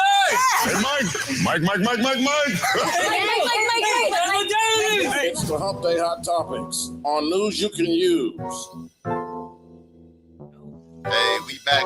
How you feeling? Hump Day Hot Topics? Yeah, let's hit it. Let's make it happen. All right, so our Tulsa Race Massacre survivors granted citizenship to Ghana. Come on now. So excited about that. Congratulations. The Justice for Greenwood Foundation announced that 2 of our Tulsa Race Massacre survivors became citizens of Ghana on yesterday. Miss Viola Ford Fletcher, who was 108, and Mr. Hughes Van Ellis, a.k.a. Uncle Red, who was 102, became the oldest African Americans to be granted citizenship to the Republic of Ghana. I love it. Congratulations. I know, and they need to give me this. Whatever they died is, I'm gonna start on that Monday. That I part. want to get a century out of this old body too. Congratulations. Yes, absolutely. Want to remind everybody that a special election is coming up on Tuesday. There is an election that's going to take place for Oklahomans to vote on recreational marijuana. Man, that's big. This is an opportunity for you to vote yay or nay as to whether or not you would like to see recreational marijuana legalized in the state of Oklahoma. It's State Question 820, and if that is approved, then it will expand marijuana to recreational use for adults 21 and up. Hold on, Sanders, what you think about that? With that I know marijuana that's where I was going I next. gotta ask you. Well, just like this. I have no issue with it. You know, whenever they vote, they vote. I know a lot of people that's been arrested for having marijuana, you know, right? And medical marijuana now, I think, is already recreational. You can get a card so easy. So yeah, that's true. That is true. That's what I think, Damani. Everybody that went to jail for selling one joint, weed. It's been so many different names of it. Right. Let them all out. Yeah. Everybody So the answer to that, Charles, to that point, if approved, the law would also create a pathway for courts to resentence, reverse, modify, and expunge certain prior medical marijuana-related convictions. So that is a possibility. Check this out, y'all. I'm gonna give you the real. The money that just the tax money alone that it generates, right? That's puts amazing. States on a whole nother plateau. I've seen it happen personally with Colorado, right? Las Vegas, Nevada. It's crazy. Well, to not your point. not everybody smokes marijuana, but for it to be available for you recreationally instead of having to have that medical card, because recreational says you can walk in and show your ID, and as long as you're of age, then you can buy it just like you can go buy a pop out of the store. Well, to your point, the Oklahoma Cannabis Industry Association says that if it passes, the state could gain an extra $821 million from Is that both annually? medicinal and recreational marijuana sales between 2024 and 2028. Because so over a 4-year period. I remember when I went to Denver, and I was going to Denver like 2013 before they had passed the medical marijuana bill, and it was just this small, big city. Now, when you go to Denver, it stretches out for 30, 40 miles of nothing but new development. So there'll be a lot of development that comes in and money that starts moving around in the city and the state. Tulsa being the second largest city in the state. We should see some of that first. Damali, what do you think the temperature's like out in the streets among voters? When you kind of out and about, are people kind of? Well, I mean, I do periodically see folks out signing the petition to make recreational, to pass the law for recreational. So you feeling like it's more for than against? It seems like it is. I mean, either you are a staunch no, because you just that's not what what you're into, or you got them secret people that's gonna go vote for it because they're gonna make a killing off of it. Yeah, you know what? Absolutely. I don't. Here's the ticket. This is funny, but then it's not funny. I don't think you'll have no problem with both people's getting out to vote with this one. I don't even think we got to encourage nobody, because I think that when you talk about recreational marijuana, it's hard to find somebody that don't smoke. Right. It's just it's the freedom, man. So this article says that Oklahoma saw record voter turnout for the election when they were voting to legalize the medical marijuana. So they're expecting that this one is going to be, even more people are going to show up for recreational. Only thing that I just want to add to it, Damali, is I'm just hopeful. I'm just so hopeful that 10, 20 years from now, it's not all of a sudden people are now dealing with stuff mentally, their body or anything because of something that we missed if it go out just like that. That's my only little concern to just really study, because a lot of people in our community, the smoke is going up in there, and that's just facts. But I'm just hopeful that it's not something in there chemical wise that's going to destroy us later, right? Because now it's recreational, and it you know, to me that could be the biggest reverse psychology reversal ever of all time. That's just my 2 cents on it. Okay, so early voting starts Thursday and Friday from 8 o'clock in the morning until 6 p.m. at night at the Tulsa County Election Board and at the Hardesty Regional Library. The special election is actually going to be held on Tuesday, March 7th. Polls open up at 7 o'clock a.m. and close at 7 o'clock p.m. And I see one of our listeners said maybe they can use the money that they get from the marijuana sales for reparations. Hey, if we're going to do it that way, I'm definitely going to vote for it. Let's make it happen. Quick shout out to Zandra Hall. That's my cousin. J. Cole. That's my niece. Touching base from H-Town. Then we got Jessica Sanders in the building. Thanks for tuning in. Hey, sis, and how are you? Lakeisha said, I'm voting yes. Love I bet you are. Yeah, absolutely. All right. Okay. Last hot topic. Vanessa Bryant settles the helicopter crash lawsuit. Man. You know, there was a whole big deal when Kobe, I mean, I'm sure many of us remember, I know exactly where I was when Kobe Bryant, when we got the news about him and his daughter's helicopter going down and, you know, them perishing in that particular event. Well, somebody thought it was a good idea in the LA County Sheriff's Office to release photos of those individuals at the scene. And so Vanessa Bryant, I don't blame her. You know, she filed a lawsuit because they shared those graphic photos from that helicopter crash back in January 2020. The lawsuit just settled, and Vanessa Bryant and her family are walking away with more than $28 million. That's good, man. Yeah, I'm proud of her. And one of her co-defendants, who he lost his wife and daughter, he was actually also awarded $15 million. That's good. So, you know, y'all need to be careful with these photographs that, you know, you out here taking pictures of stuff and putting it all out and want to be first, like you were talking about with TikTok and all of that. Right. You might find yourself in a lawsuit. You know what I'm ready for? Paparazzi was responsible for that. It was somebody somebody leaked out the photo. Because you couldn't get to a crash like that. Yeah, It was inside. They did that. Somebody up there. Yeah. And you responsible for that. So they had to pay up. Damali, I'm ready to win my money on this trivia question. So come on with my dollar. All right, Black History trivia. All right, I'm gonna say the question one more time.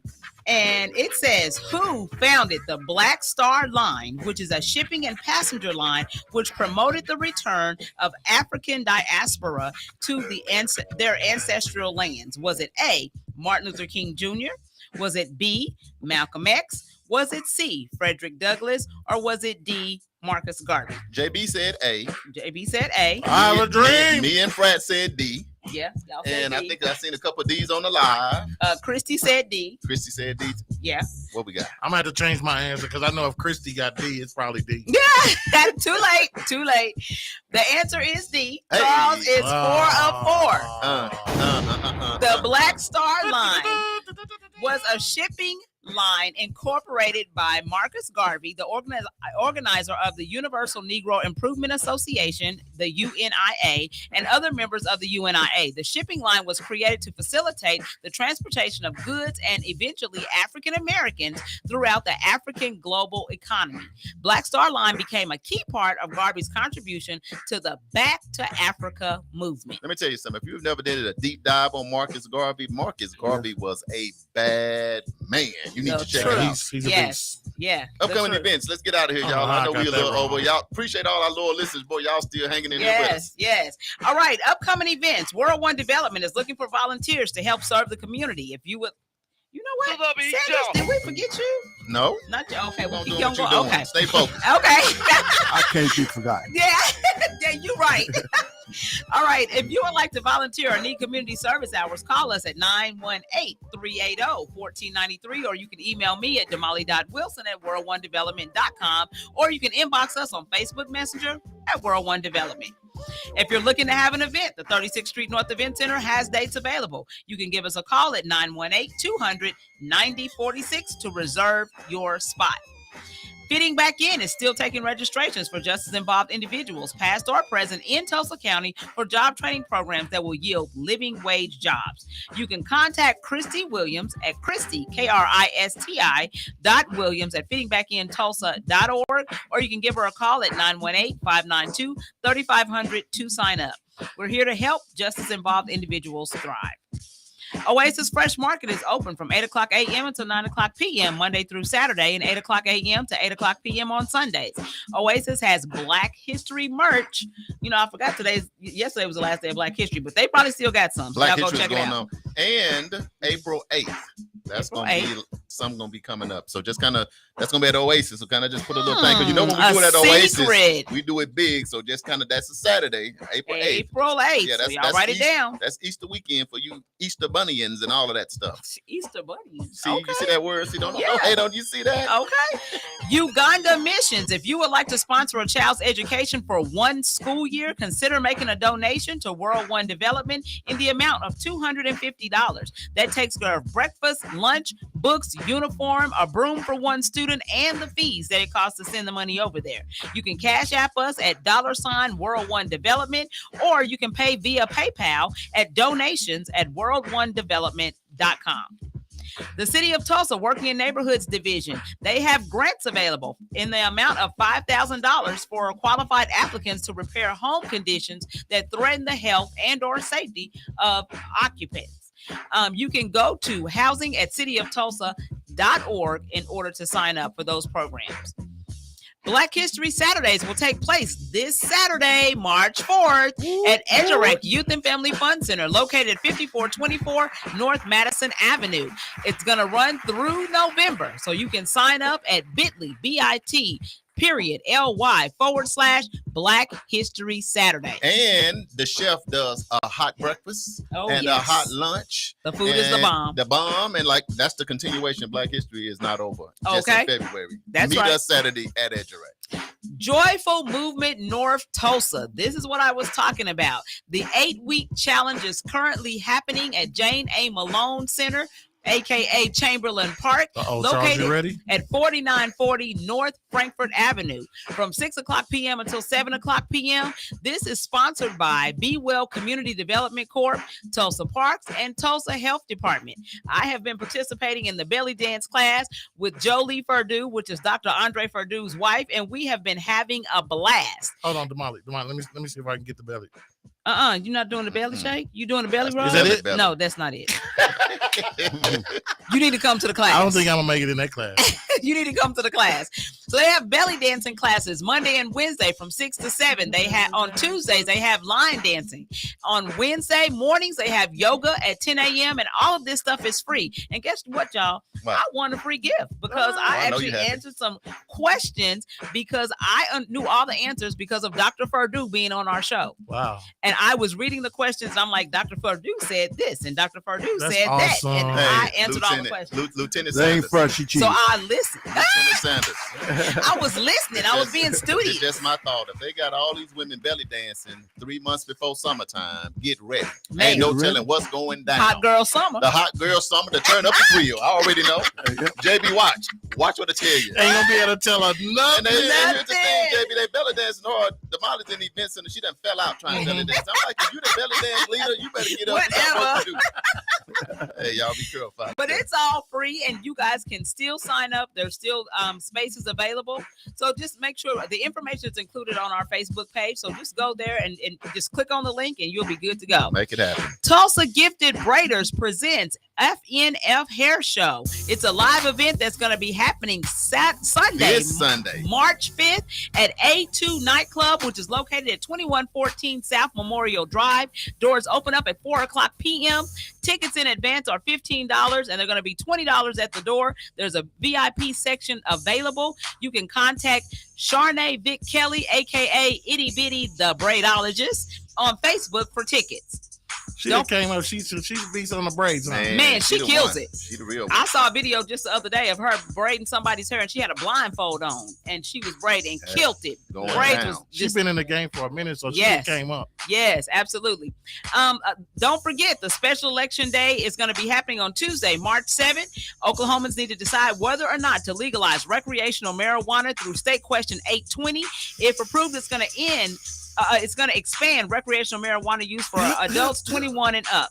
Polls open up at 7 o'clock a.m. and close at 7 o'clock p.m. And don't forget, EduRec Spring Break Camp is going to be happening. That's March 13th through the 17th. Happening right at EduRec Tulsa. You can go to our Facebook page, EduRec Tulsa or World One Development. I've posted the flyer.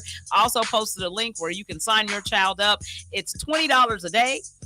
That's for breakfast, lunch, and we're going to do activities all day long. So we're going to take care of your babies. We're going to take care of them kids. We're going to get signed up. Mm-hmm. Let me go back and ask a question. So if the marijuana does get legal. Oh, God, he ain't let it go. No, hold on. He can't let it go. This is a two-part question. If it gets legal, is it still okay to have it in your car or what? How does that work? We'll figure. Yeah, I mean, if it's legal, you can have it.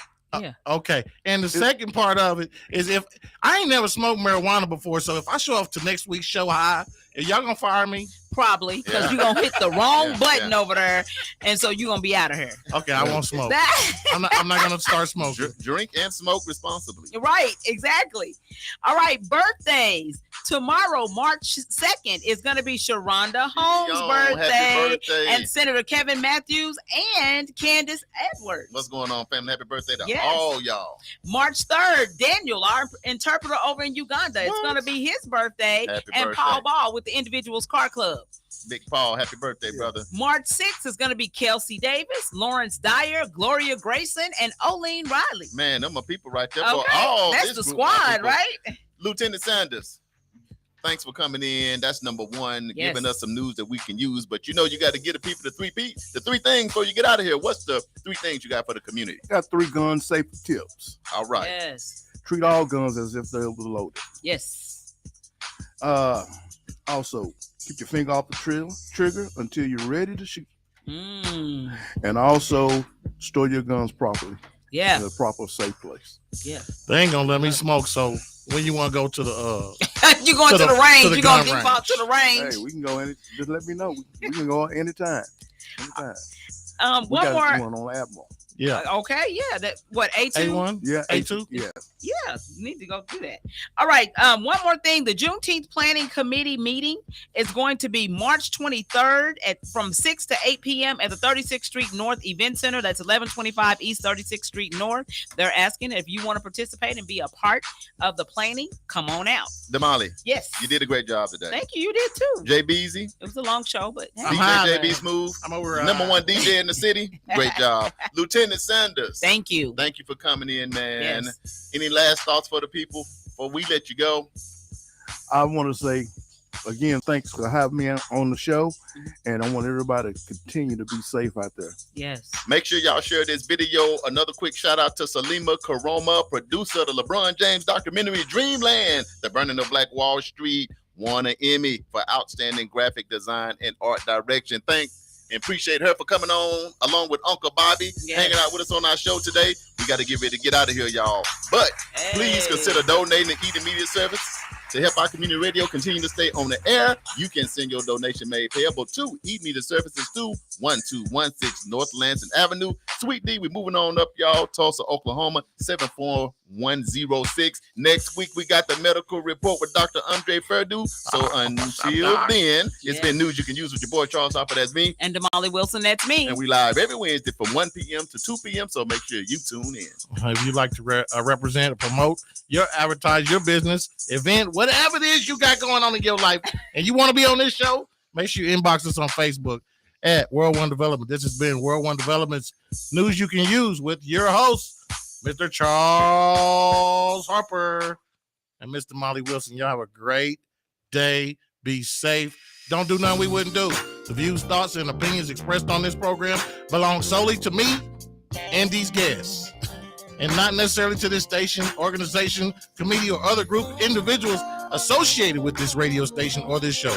Y'all be safe. Have a great day. It's KBOB 89.9.